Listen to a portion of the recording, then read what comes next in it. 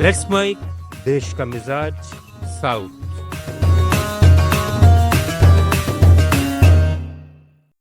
ये है let's mike modern radio. आप सुन रहे हैं दक्षिण भारत की खबरें। केरल सरकार ने आज से प्रियदर्शनी योजना लागू कर दी है। इसके तहत महिलाओं और ट्रांसजेंडर व्यक्तियों को केरल रोडवेज की साधारण बसों में मुफ्त यात्रा की सुविधा मिलेगी। मुख्यमंत्री वीडी सतीशन ने थम्पानूर बस स्टेशन से योजना का उद्घाटन किया। पहली यात्रा पूरी तरह महिला कर्मियों ने ही संचालित की। यह कांग्रेस नीति यूडीएफ सरकार के चुनावी वादों में से एक था, जो महिलाओं को सशक्त बनाने और उनकी रोजमर्रा की यात्रा की लागत कम करने का दावा करता है। राज्य में अभी 3,125 साधारण बसें हैं। महीने भर में योजना की समीक्षा की जाएगी और अनुकूल रिपोर्ट मिले पर इसे अन्य श्रेणियों में भी लागू किया जाएगा। हालांकि इस योजना से केरल रोडवेज पर वित्तीय बोझ बढ़ेगा, जिसकी भरपाई राज्य सरकार करेगी। तेलंगाना में सरकारी स्कूल 52 दिन की गर्मी की छुट्टियों के बाद आज दोबारा खुल गए। इसके साथ ही कांग्रेस सरकार ने सरकारी स्कूलों और जूनियर कॉलेजों में छात्रों के लिए ब्रेकफास्ट योजना लागू कर दी। परिवहन मंत्री पूनम प्रभाकर ने हैदराबाद के राजभवन गवर्नमेंट हाई स्कूल में इसकी शुरुआत की। प्री प्राइमरी से 12वीं कक्षा तक के छात्रों को डोसा, पूरी, मिलेट, इडली, रागी जावा और दूध जैसा पौष्टिक नाश्ता दिया जाएगा। पहले चरण में 1,302 संस्थानों को कवर किया जाएगा और बाद में पूरे राज्य में विस्तार होगा। इसके साथ ही हैदराबाद में निजी स्कूल बसों पर निगरानी बढ़ाई गई है, जिसमें 6 बसें नियमों का उल्लंघन करने पर जब्त की गई। सरकार शिक्षा और छात्र सुरक्षा को अपनी प्राथमिकता बता रही है। तमिलनाडु सरकार ने मंत्रियों के साथ सेल्फी पर रोक लगा दी है। अब सचिवालय में मंत्रियों के चैम्बर में आने वाले आगंतुक मोबाइल फोन से फोटो या वीडियो नहीं ले सकेंगे। मुख्यमंत्री सी जोसेफ विजय के चैम्बर में एक आगंतुक द्वारा वीडियो रिकॉर्ड किए जाने की घटना के बाद यह फैसला लिया गया है।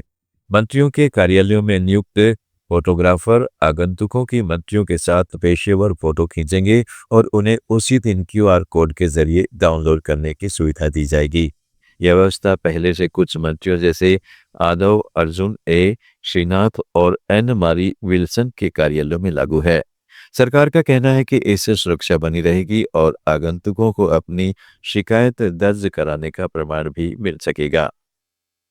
तमिलनाडु में अन्ना डीएमके के विद्रोही विधायक सीवी शनमुगम ने आरोप लगाया है कि पार्टी की इस बार की 47 सीटों में से 31 उत्तरी क्षेत्र में पीएमके के सहयोग से मिली, जिसे उन्होंने दान बताया। तिरुवनंतपुरम में मीडिया से बातचीत में उन्होंने एडप्पी पलानीस्वामी पर परिवारवाद को बढ़ावा देने और पार्टी में सवाल पूछने की इजाजत न देने का आरोप लगाते हुए कहा कि अन्ना डीएमके अब ढह रही है, जबकि कई नेता टीवीके में शामिल हो रहे हैं।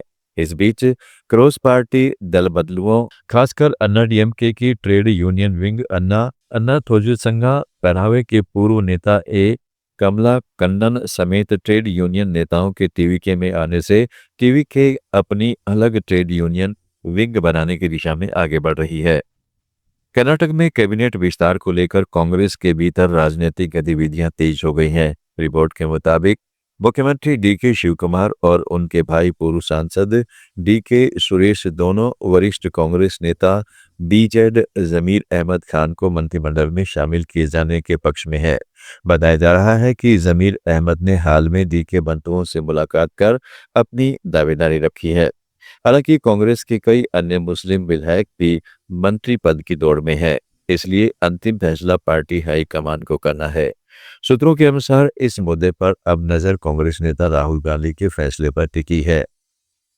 जमीर अहमद एक कथित ऑडियो विवाद के बाद मंत्रिमंडल की पहली सूची में जगह नहीं बना सके थे, लेकिन अब उनके समर्थक और ली के पद्दू उन्हें कैबिनेट में शामिल कराने के लिए सक्रिय बताए जा रहे हैं।